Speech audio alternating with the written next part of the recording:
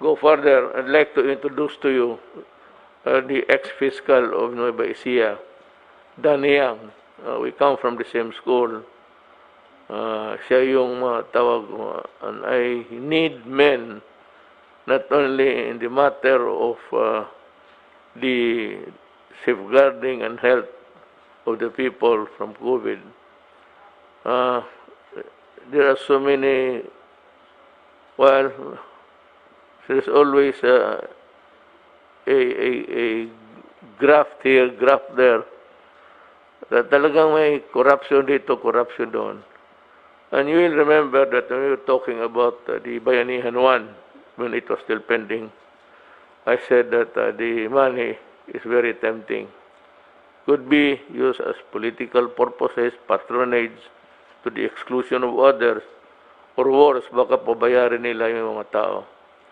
And I even mentioned the other time about the NPAs getting their shots free.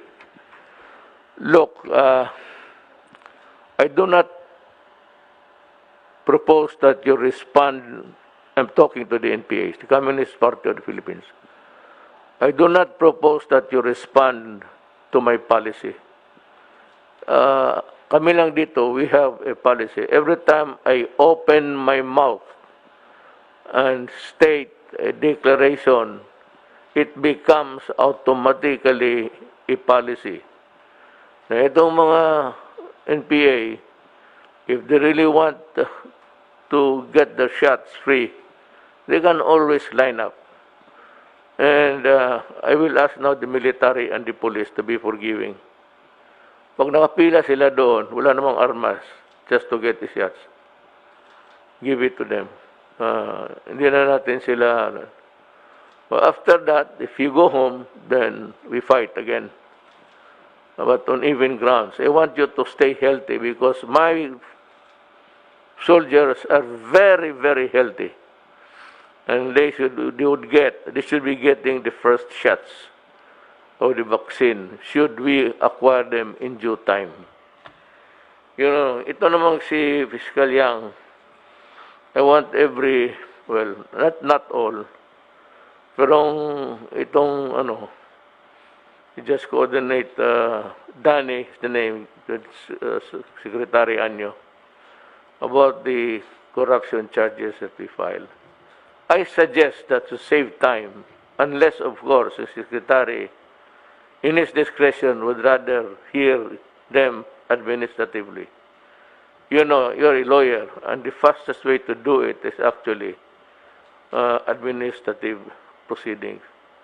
Malayo masyado yung criminal. So there's so many facets of due process that would derail a proposed prosecution or a proposed how would you call it, or something that is as a punishment. Pero I have requested officially kay Ombudsman Martires na I am not asking for the neck of the innocents. I just want the graft and corruption stop, and the parties involved in that corruption be prosecuted, be the mayor, the city council, or the barangay captain. And I cited to you the delay, the long and winding road. Huwag ninyo itong ikata, show it to lahat.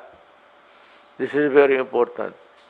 Because we have so much missteps. Pandol dito, pandol doon, because of corruption. And the last thing that I would want to hear is really itong ganito. Baka ipagbili, partisan, tao lang niya, yung kalaban niya, hindi, and all these things. That is why, if you follow the mindset of the officials vis-a-vis with the grafters, diretsuhin ko na sila ng prosecution. Well, administratively, yes, because that's the best way. for the city councils now who are delaying the passing of the ordinance. Because 2 months, 2 years. If I'm telling Secretary Ann here, 2 years the paper spending, it is graft and corruption. I'm telling you now, kayong mga municipal, city, or I do not know if the provincial board is included, pag hindi ninyo inalabas yan, beginning today, I'm going to give you exactly 3 days. Report to the DILG, city, provincial. Ibigay mo doon and for the DILG to inform Secretary Anyo, yung boss nila, na submitted na.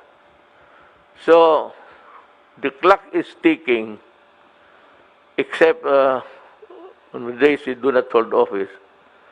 I'll count the 72 hours weekdays. But for example, if it has been there on Monday, then 2 to 3 days should be on Thursday. If you fail to do that, I am directing Fiscal Yang to file the case immediately with the department o sa ano. Nandito nandiyan ba kay ang record nandiyan kay Fiscal. But you can always go to the office of General Anyo and take a look. Demanda mo natin kasi sabi ko, my God, 2 years na lang ako, magwawala ako. Gusto ko, hinto na ako sa gobyerno, sabay tayo. Talaga, I'll see to it that you are effectively suspended, preventive, suspended as a form of a punishment. But I would prefer that you be dismissed immediately. And the courts for not to interfere. I am not without understanding the situation that governs the separation of powers, that I cannot also intrude into yours. But help me on this, as long as I am in the path of due process. Please do not interfere. Of how there might be an injunction or something. This is not time for hearing cases. We will make the accounting of our behavior maybe after COVID. Promentas ngayon, talagang I want barangay captains, the idiots and the low life in the lower echelons of government, they should know that at least. I may not be really the best, but I want to taste your agony, and I want to taste your humiliation while I am here, because you are a criminal. Pag nagkamali kayo dito, wala, pasensya. I will ask I will demand your resignation if it really calls for it. I will demand. Now, if we come to a 4, well, tignan natin who gets what. Ako, sabi ko, I am already dispensable. Pwede na akong effectively suspended rin. Okay ako. Tapos na ako. Kayong mga yawa, kayo talaga ang hiritan ko. Para makatikim kayo ng Ayaw ninyong huminto eh. So, mga barangay captain, stop acting like God in your barangays. You are just a human being.